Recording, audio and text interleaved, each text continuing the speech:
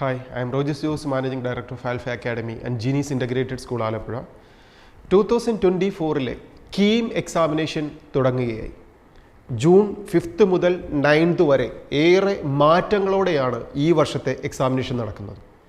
നമുക്കറിയാം, കീം എക്സാമിനേഷൻ എന്ന് പറയുന്നത് 2 സെക്ടറിലെ അഡ്മിഷൻ വേണ്ടിയിട്ടാണ്. ഫസ്റ്റ് വൺ, കേരളം മുഴുവനുള്ള എഞ്ചിനീയറിംഗ് കോളേജുകളിൽ.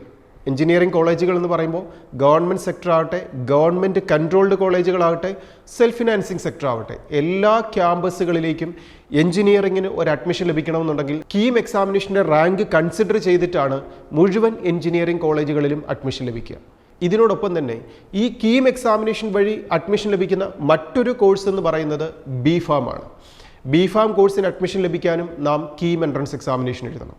അപ്പോൾ കീം എക്സാമിനേഷൻ ഈ വർഷത്തെ പുതുമകളിൽ ഏറ്റവും പ്രാധാന്യമുള്ളത് ഓൺലൈൻ എക്സാമിനേഷനായിട്ടാണ് എക്സാമിനേഷൻ നടക്കുന്നതെന്നാണ്. ഈ ഓൺലൈൻ എക്സാമിനേഷൻ കേരളത്തിലെ 130 സെൻറ്ററുകളിലായിട്ടാണ് ഈ മുഴുവൻ കുട്ടികളും 1 lakh സ്റ്റുഡൻസിന് വേണ്ടി ജൂൺ 5-ാം തീയതി മുതൽ 9-ാം തീയതി വരെയായി എക്സാമിനേഷൻ നടക്കുന്നത്. കേരളത്തിലുള്ള ഈ 130 സെൻറ്ററുകൾ കൂടാതെ ഡൽഹിയിലും മുംബൈയിലും ദുബായിലും എക്സാമിനേഷൻ സെൻറ്ററുകളുണ്ട്. അപ്പോൾ നാം എവിടെയാണോ എക്സാമിനേഷൻ സെൻറ്റർ പ്രിഫർ ചെയ്തിരിക്കുന്നത് അതിനെ ബേസ് ചെയ്തിട്ടാണ് നമുക്ക് ഹാൾ ടിക്കറ്റുകൾ ലഭിക്കുക. ഇനി ഈ ഹാൾ ടിക്കറ്റാണ് ഒരു എക്സാമിനേഷൻ ഹാളിലേക്ക് പോകുമ്പോൾ ഏറ്റവും മസ്റ്റായി നമ്മുടെ കയ്യിൽ കരുതേണ്ട ഏറ്റവും ഇമ്പോർട്ടൻറ്റ് ഡോക്യുമെൻറ്റ്. ഈ ഹാൾ ടിക്കറ്റ് നാം ഡൗൺലോഡ് ചെയ്തെടുക്കേണ്ടത് കേരള എൻട്രൻസ് കമ്മീഷന്റെ കീമിൻ്റെ വെബ്സൈറ്റിൽ നിന്ന് തന്നെയാണ്. മെയ് 30 ശേഷം ഡൗൺലോഡ് ചെയ്തെടുത്ത ഹാൾ ടിക്കറ്റ് തന്നെ ആയിരിക്കണം നമ്മുടെ കയ്യിൽ ഉണ്ടാവേണ്ടത്. മെയ് 30 ബിഫോർ എടുത്തിരിക്കുന്ന ഹാൾ ടിക്കറ്റും അതിൻ്റെ ടൈമും എക്സാമിനേഷൻ സെൻറ്ററും നോക്കി ഒരു കാരണവശാലും ഒരു വിദ്യാർത്ഥിയും എക്സാം സെൻറ്ററിലേക്ക് പോകാൻ പാടില്ല. ഇതിനോടൊപ്പം വാലിഡ് ആയിട്ടുള്ള ഫോട്ടോ പതിച്ച ഒരു ID പ്രൂഫും ആണ് നമ്മുടെ കയ്യിൽ ഏറ്റവും പ്രാധാന്യത്തോടെ കരുതേണ്ടത്. ഇതിനോടൊപ്പം ഈ 2 ഡോക്യുമെൻസിനോടൊപ്പം ഒരു വിദ്യാർത്ഥിയുടെ കയ്യിൽ എക്സ്ട്രാ വേണ്ടത് ഒരു ട്രാൻസ്പെറൻറ്റ് ബോൾ പെൻ മാത്രമാണ്. ഇത് കൂടാതെ ഒരു ഡോക്യുമെൻസുകളും ഒരു എക്സ്ട്രാ ഇലക്ട്രോണിക് എക്യുപ്മെൻസുകളും ഒന്നും തന്നെ, കാൽക്കുലേറ്ററുകളോ ലോഗരിതം ടേബിളുകളോ റഫ് വർക്ക് ചെയ്യാനുള്ള പേപ്പറുകളോ ഒന്നും തന്നെ എക്സാമിനേഷൻ ഹാളിലേക്ക് എൻട്രി ചെയ്യാൻ ഒരു പെർമിഷനുമില്ല. ഇനി നാം എക്സാമിനേഷൻ ഹാളിലേക്ക് പോകുമ്പോൾ എല്ലാ ദിവസവും എക്സാമിനേഷൻ നടക്കുന്നത് ആഫ്റ്റർനൂൺ സെക്ഷനിലാണ്. കീമിൻ്റെ എക്സാമിനേഷൻ നമുക്കറിയാം 3 സബ്ജക്റ്റുകൾ, മാത്സ്, ഫിസിക്സ്, കെമിസ്ട്രി. 75 ക്വസ്റ്റ്യൻസ് മാത്സിൽ നിന്നും 45 ക്വസ്റ്റ്യൻസ് ഫിസിക്സിൽ നിന്നും 30 ക്വസ്റ്റ്യൻസ് കെമിസ്ട്രിയിൽ നിന്നും വരുന്ന 180 മിനിറ്റ്സിൻ്റെ 3 hours എക്സാമിനേഷനാണ് കീം എക്സാമിനേഷൻ എന്ന് പറയുന്നത്. അതായത് ഈ 5 to 9 ഡേറ്റുകളിൽ എല്ലാ ദിവസവും 2 മണി മുതൽ 5 മണി വരെയാണ് എക്സാമിനേഷൻ നടക്കുക. ഈ സ്ലോട്ടിൽ നമുക്ക് ഏതാണ് ഹാൾ ടിക്കറ്റിൽ നമ്മുടെ സമയവും എക്സാമിനേഷൻ സെൻറ്ററിലും ലഭിച്ചിരിക്കുന്നത് അതനുസരിച്ച് വേണം നാം എക്സാമിനേഷൻ ഹാളിലേക്ക് എത്താൻ. അവിടെ എക്സാമിനേഷൻ സെൻറ്ററിൽ എൻട്രി ചെയ്യാനുള്ള ലാസ്റ്റ് ടൈം എന്ന് പറയുന്നത് 1:30 ആണ്. 11:30 മുതൽ 1:30 വരെയുള്ള സമയത്ത് നമുക്ക് എക്സാമിനേഷൻ ഹാളിലേക്ക് എൻ്റർ ആവാം. കൃത്യം 2 മണിക്ക് എക്സാമിനേഷൻ തുടങ്ങും. 5 മണി വരെയുള്ള 3 മണിക്കൂർ 180 ക്വസ്റ്റ്യൻസിൻ്റെ എക്സാമിനേഷനാണ്. ഈ എക്സാമിനേഷൻ നാം അറ്റൻഡ് ചെയ്യുമ്പോൾ ഒരു ഉത്തരം ശരിയായിട്ട് അറ്റൻഡ് ചെയ്താൽ 4 മാർക്കുണ്ട്, ഒരു ഉത്തരം തെറ്റായിട്ട് നാം മാർക്ക് ചെയ്താൽ -, മാർക്കും വരുന്ന എക്സാമിനേഷനാണ് കീം എക്സാമിനേഷൻ. ഫാർമസി കോഴ്സിന് B.Pharm കോഴ്സിന് അഡ്മിഷൻ ലഭിക്കാനുള്ള കീം എക്സാമിനേഷൻ നടക്കുന്നത് ജൂൺ 10 3:30 സ്റ്റാർട്ട് ചെയ്യുന്ന 90 മിനിറ്റ്സിൻ്റെ എക്സാമിനേഷനാണ് ഈ B.Pharm കോഴ്സിന് വേണ്ടിയിട്ട് ഒരു വിദ്യാർത്ഥി അറ്റൻഡ് ചെയ്യേണ്ടത്. അവിടെ 2 സബ്ജക്റ്റുകളേ ഉള്ളൂ. ഫിസിക്സിൻ്റെ 45 ക്വസ്റ്റ്യൻസും കെമിസ്ട്രി 30 ക്വസ്റ്റ്യൻസും വരുന്ന 75 ക്വസ്റ്റ്യൻസിന് 90 മിനിറ്റ്സ് കൊണ്ട് അറ്റൻഡ് ചെയ്യേണ്ട എക്സാമിനേഷനാണ് B.Pharm എക്സാമിനേഷൻ. അതിന് 3:30 എക്സാം തുടങ്ങുന്നത്. 3 മണി വരെ എക്സാമിനേഷൻ സെൻറ്ററിൽ നമുക്ക് എൻട്രി ചെയ്യാനുള്ള പെർമിഷനുണ്ട്. ഹാൾ ടിക്കറ്റും ID പ്രൂഫും ഒരു ട്രാൻസ്പെറൻറ്റ് ബോൾ പെന്നുമാണ് ഒരു വിദ്യാർത്ഥി കയ്യിൽ കരുതേണ്ട എക്സാമിനേഷൻ ഹാളിലേക്ക് പോകുമ്പോൾ ഉണ്ടാവേണ്ട ഡോക്യുമെൻസുകൾ എന്ന് പറയുന്നത്. ഇനി ഇങ്ങനെ നാം എക്സാമിനേഷൻ എഴുതുമ്പോൾ ഒരു ക്വസ്റ്റ്യൻ വായിച്ച് ആൻസർ ചെയ്യേണ്ടത് സിസ്റ്റത്തിൽ, കമ്പ്യൂട്ടറിലാണ്. അതുകൊണ്ട് തന്നെ ഒരു പരീക്ഷ തുടങ്ങുന്ന സമയത്ത് കൃത്യമായി നമ്മുടെ റോൾ നമ്പരും ആപ്ലിക്കേഷൻ നമ്പരും ഒക്കെ എൻട്രി ചെയ്ത് കഴിഞ്ഞാൽ സിസ്റ്റത്തിൽ എക്സാമിനേഷൻ ടൈം തുടങ്ങും. ആദ്യം തന്നെ ഒരു മോക്ക് ടെസ്റ്റാണ്. 15 മിനിറ്റ് മോക്ക് ടെസ്റ്റ് ഉണ്ട്. നാം ഇതെല്ലാം എൻട്രി ചെയ്ത് ക്ലിക്ക് ചെയ്ത് കഴിയുമ്പോൾ നമുക്ക് ഈ കൗണ്ട് ഡൗൺ സ്റ്റാർട്ട് ചെയ്തുകൊണ്ടുള്ള ഒരു 15 മിനിറ്റിൻ്റെ മോഡൽ എക്സാമിനേഷൻ, മോക്ക് ടെസ്റ്റാണ് ഒരു വിദ്യാർത്ഥി ആദ്യം എഴുതേണ്ടത്. ആ മോക്ക് ടെസ്റ്റ് തീരുന്ന സമയം കൗണ്ട് ഡൗൺ കൃത്യമായി സിസ്റ്റത്തിൽ കാണിച്ചുകൊണ്ടിരിക്കും. ആ കൗണ്ട് ഡൗൺ തീരുന്ന സമയത്ത്, മോക്ക് ടെസ്റ്റ് തീർന്നാൽ ഉടൻ തന്നെ നമ്മുടെ എക്സാമിനേഷൻ സ്റ്റാർട്ട് ചെയ്യും. ഇനി ആ എക്സാമിനേഷനും കൗണ്ട് ഡൗണോടുകൂടി തന്നെയാണ് സ്റ്റാർട്ട് ചെയ്യുക. നമുക്ക് വേണ്ട സബ്ജക്റ്റുകൾ ആദ്യമോ രണ്ടാമതോ മൂന്നാമതോ എന്നുള്ള രീതിയിൽ സെലക്ട് ചെയ്തുകൊണ്ട് നമുക്ക് എക്സാം എഴുതാം. ഓരോ ക്വസ്റ്റിനും 5 ചോയ്സുകൾ ഉണ്ടാവും. ഇതിൽ ഏറ്റവും ശരിയായിട്ടുള്ള ആൻസറുകൾ സെലക്ട് ചെയ്ത് ക്ലിക്ക് ചെയ്ത് വേണം നാം മുന്നോട്ട് പോകാൻ.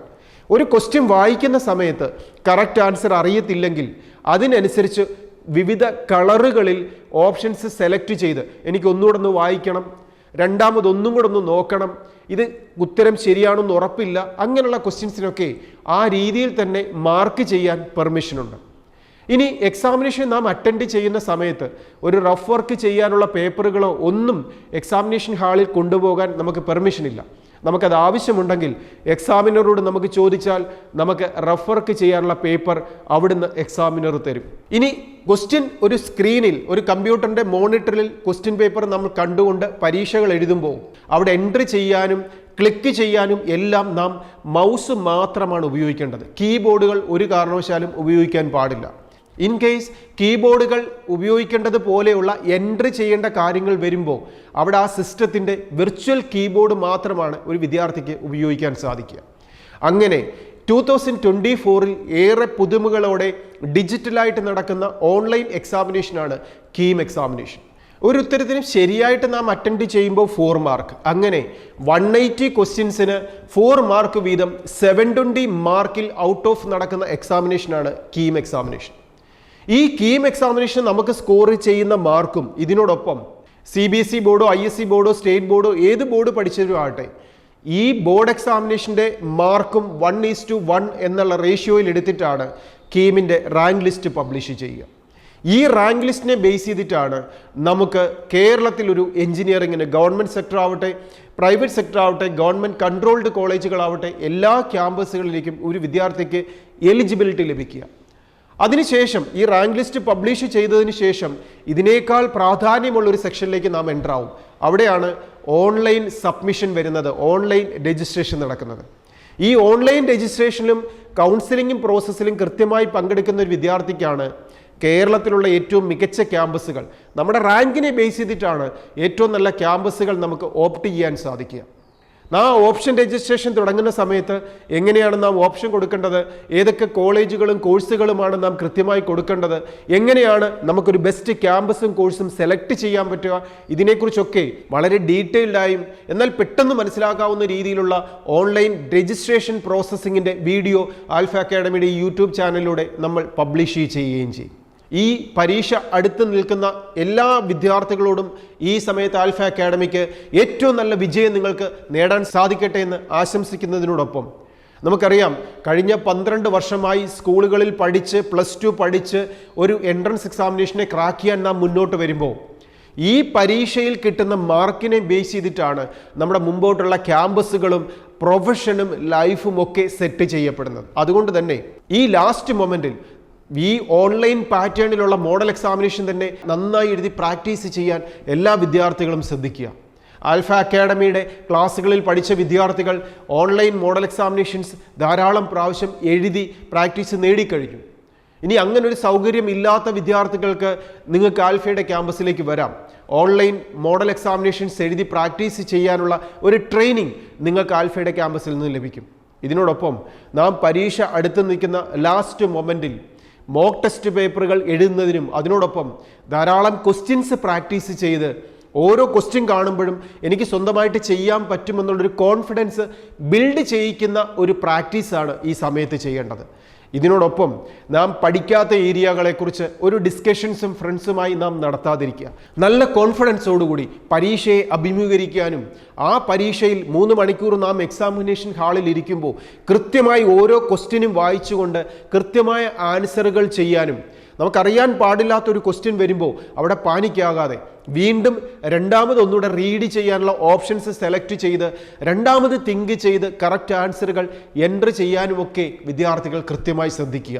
അങ്ങനെ ഒരു ഓൺലൈൻ എക്സാമിനേഷനിലൂടെ കീം എക്സാമിനേഷനിലൂടെ എഞ്ചിനീയറിംഗ് സെക്ടറിലേക്കും ബിഫാം സെക്ടറിലേക്കും ഏറ്റവും മികച്ച റാങ്കോടുകൂടി നിങ്ങൾക്ക് എത്താൻ സാധിക്കട്ടെ എന്ന് ആശംസിക്കുന്നതിനോടൊപ്പം ഇനി മെഡിക്കൽ സെക്ടറിലേക്ക് ഒരു വിദ്യാർത്ഥി എഴുതിയ നീറ്റ് എക്സാമിനേഷൻ്റെ റാങ്കുകൾ ഏതാനും ദിവസങ്ങൾക്കുള്ളിൽ വരുമ്പോൾ നാം എഴുതിയ പരീക്ഷകൾ, വിവിധ പരീക്ഷകൾ ഏതുമാവട്ടെ, അത് നീറ്റ് ആവട്ടെ, കീം ആവട്ടെ, കുസാറ്റ് ആവട്ടെ, IMU CET എക്സാമിനേഷൻ ആവട്ടെ, VIT എക്സാമിനേഷൻ ആവട്ടെ, ഇതുപോലെ നാം എഴുതിയ ഏത് പരീക്ഷകളിൽ നിന്നും നമുക്ക് ഏറ്റവും മികച്ച റാങ്ക് ലഭിച്ചതും നാം ഏറ്റവും ടാർഗറ്റ് ചെയ്യുന്ന ക്യാമ്പസും കോഴ്സും ഒക്കെ സെലക്ട് ചെയ്യാൻ ഏറ്റവും മികച്ചൊരു പൊസിഷനിലേക്ക് നിങ്ങളുടെ റാങ്കുകളാണ് കൺസിഡർ ചെയ്യപ്പെടുന്നത് എന്ന് മനസ്സിലാക്കിക്കൊണ്ട് തീർച്ചയായും ഏറ്റവും നന്നായി പരീക്ഷകൾ എഴുതാനും ഏറ്റവും നന്നായി പ്രാക്ടീസ് ചെയ്യാനും നല്ല കോൺഫിഡൻസോടെ ആ വിജയത്തിലേക്ക് എത്താനും നിങ്ങൾക്ക് സാധിക്കട്ടെ എന്ന് ആശംസിക്കുന്നു. ആൽഫ അക്കാഡമിയിൽ നിന്നും chairman Rojas Jose. Best wishes.